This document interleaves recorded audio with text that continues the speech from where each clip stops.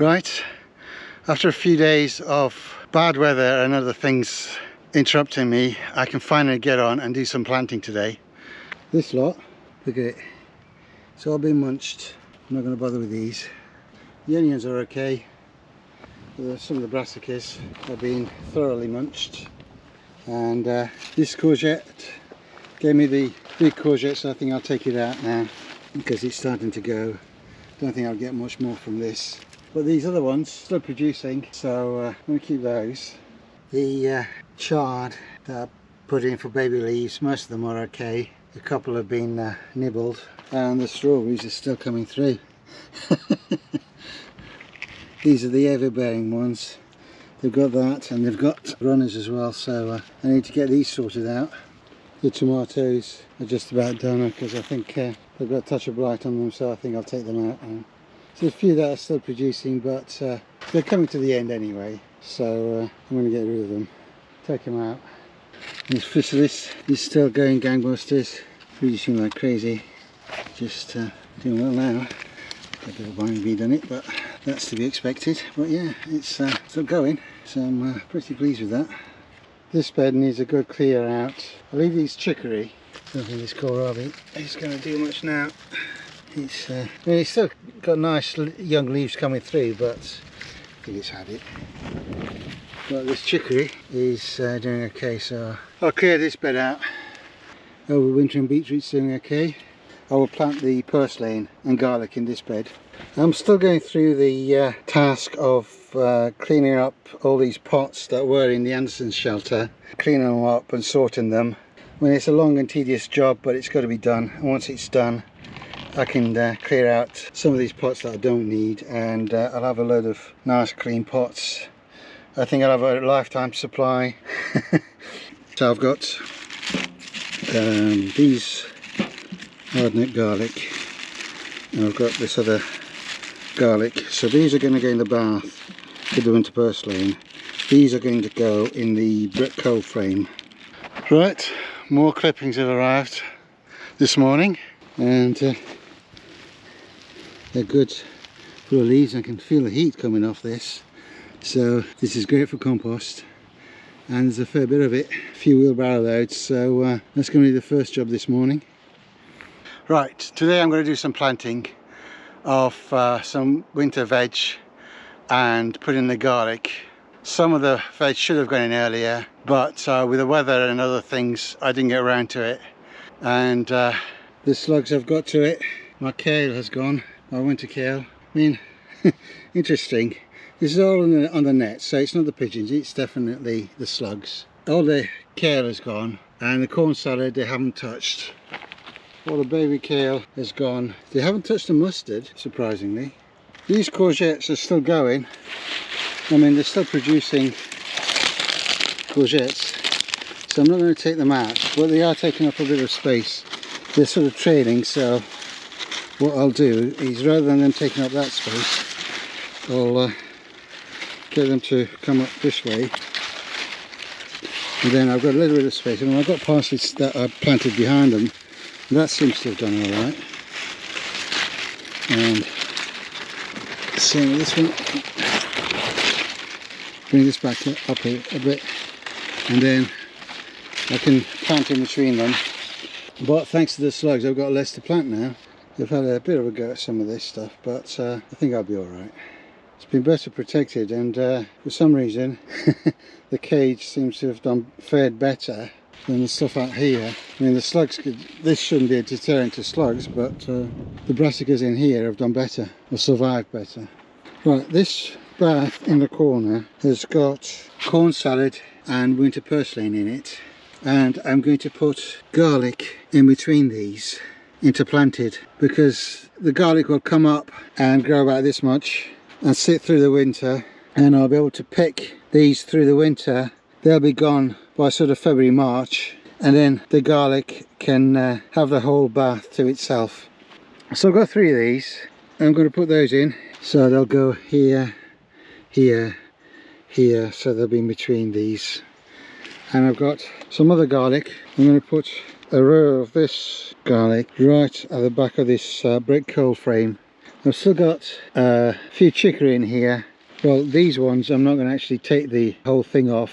Actually, this weed fabric has done a pretty good job of keeping the bindweed out. There's a little bit here and there's a little bit here, but mostly it's done a good job. And you consider what it's like right on the edge.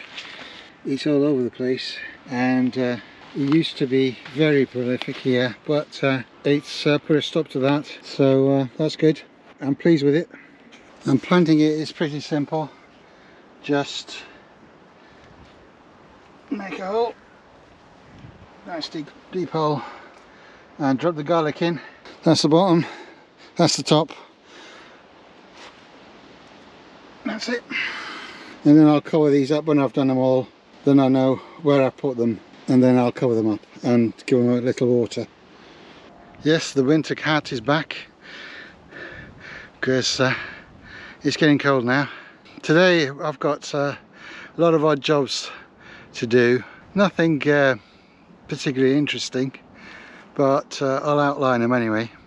I brought in the last of the pots from home, so these will go in here and they'll soak for a couple of days and then they'll get washed. I've got some more banana skins to go with all this comfrey. I mean, this I've had a picking about a month ago, and you wouldn't know it, would you? It's grown that fast, but obviously now it's coming to the end of the season, so I'm going to just pick them, and then whatever remains will just die off. When the comfrey's gone, I can go in and chase the roots of these remaining brambles, because I keep digging them out and they keep reappearing. I'll put the bananas and the comfrey in here, and you can see that we've had a frost, because if I lift that, you can see the ice. The frost is back, things are dying back. A few jobs to do. The greenhouse is still okay. There's still a few things in there, a few peppers, but I just have to take them green. And there's a few tomatoes and aubergines left. And these courgettes are still going. A couple of reasonable ones there. But I think I want to take these because we've had a light frost, and you can tell by the leaves that these squashes are coming to the end. But I'll take the courgettes. Obviously these little ones aren't going to come to anything. I mean, that's a decent sized one, so I'll take that today, and I'll take those bigger ones of those, and I'll leave them just in case, because we should be getting a few warmer days now. So if they survive and they produce, fine. If they don't, they don't. They've given me a good crop this year, so I've got no complaints. And the strawberries are sending out runners like mad. Because these are in first size pots now. If I take a runner off each of these, I don't think that's going to affect the plant too much. And the celeriac is still going. There's a few more yellow leaves, but I'll deal with that. A few yellow ones in there, but they're easy enough to just pull out, get rid of. But the rest of it is still looking good, so let's keep going. Right, this bed is planted. Along here, outside the actual netting, I put spinach, giant winter here, and some medania over there.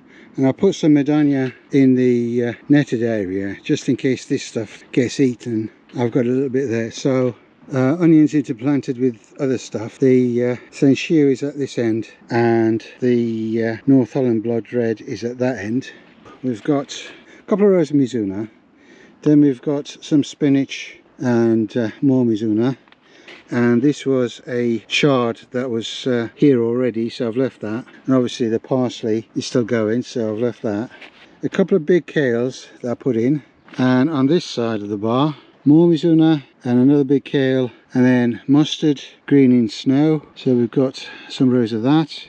And then I've put in some kale at 15 centimeter spacing, so I should get some baby leaf kale. And I've just put in a few turnips just to see how baby leaf turnips turn out, if they're any good. If not, well, I won't do it again. A few bits of clippings have come through. It's not a lot. It'll take about 3 wheelbarrow loads, but by the time it's composted down, it will be down to about 1 wheelbarrow load, and it is all leaves. Some conifers, some things like holly and things, but they'll be fine. I mean, people turn their noses up at this stuff. Oh no, it might have leaves of this, it might have leaves of that. I'll compost everything. So this will go in. But yeah, that's going to take up about an hour and a half of my time this morning. And it has nicely topped up the compost heap. So we're full to the top.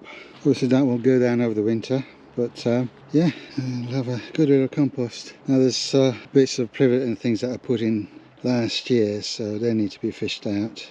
But there should be some good compost. And by the time I harvest it, hopefully about March, then all this stuff will have more or less dropped down as well.